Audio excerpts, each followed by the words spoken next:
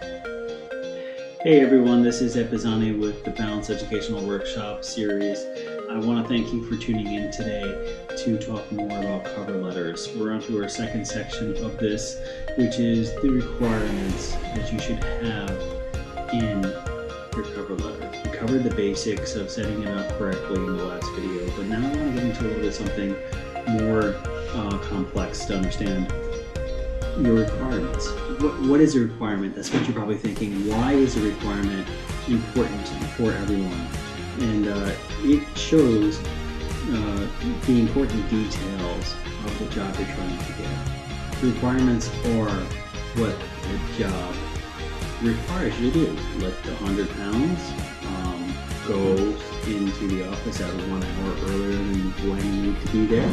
Maybe you need to have a driver's license. These are the different things you need to have. You should have these bullet pointed.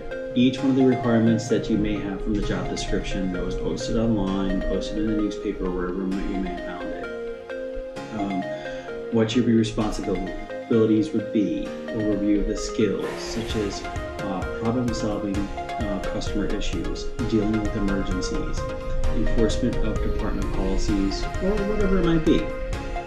Have those bulleted out, so this way the reader, the person that put the job description together, can say, you know what, this person really took the time to read it. They didn't just instantaneously send out me a resume without actually digging in a little bit to understand what I'm looking for. And they are determined to make sure they have the best person for the job, so when they see like, oh yeah, they're actually paying attention to what was in the job description for an ideal candidate, they're going to say, this is the person I need to pick up.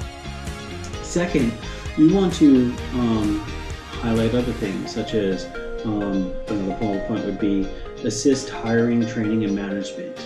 So that could be something unto itself, another item, bullet point for the job description. Now remember, you want to have 3. 3 is always a magic number. If you can't come up with 3, you need to stop, review whatever you're doing, and find 3. The third one that I would recommend is maybe having a valid straight driver's license and a good driving record, an ability to travel when required. Maybe a nice third one based upon the job description. I came up with these samples because job requirements vary so much from industry to industry and career to career. So you need to make sure that you really look into the job description so you can pull it out, and that will set you apart from the crowd because you're taking the time to listen to what the employer has to say. Now, what follows the requirement is your qualification. Again, it's a husband and wife thing. The husband is the requirements, the wife, which mirrors the husband, is the qualification. What makes you qualified to have this job? And again, you want to have the 3 bullet points. You have 3 requirement bullet points. You should have 3 qualification bullet points. Each one should show off your relevant skills and abilities for that singular job requirement.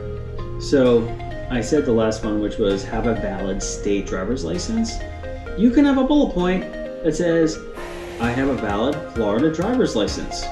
I have not gotten any tickets. Ties one to the other. Make sure you put them in order. So that was the third one. I would say you probably want to have that be bullet point number 3 of your qualifications. The first one I said is solving customer problems.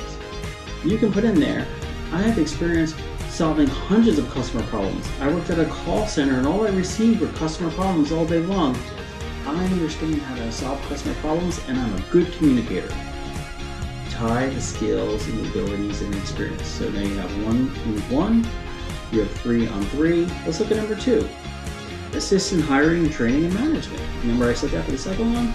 You want to have experience for doing that. Now, if it turns out you have no experience training or in management or hiring, you want to switch out the requirements to represent something that you do have experience and skills in.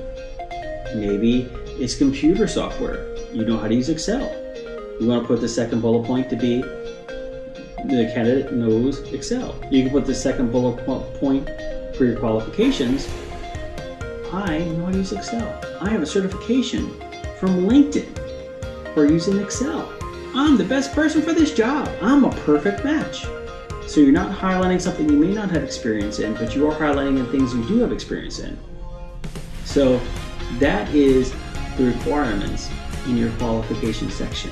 I hope this has been useful. This is the second part of the cover letter series. It follows the resume series, and they tie together neat and cleanly. All this is kind of wrapped up in a way that will help you be successful. I hope this is successful for you. I really appreciate you taking time to watch these videos, because these videos are for you. They're not for me. I don't get anything from them. I want to see you get a job. I want to see you be gainfully employed. I want to see you be successful. I want to see you being one of those people that's a superstar in the community, and having these workshops sort of help you along the way. All right, I hope you have a great day and be safe.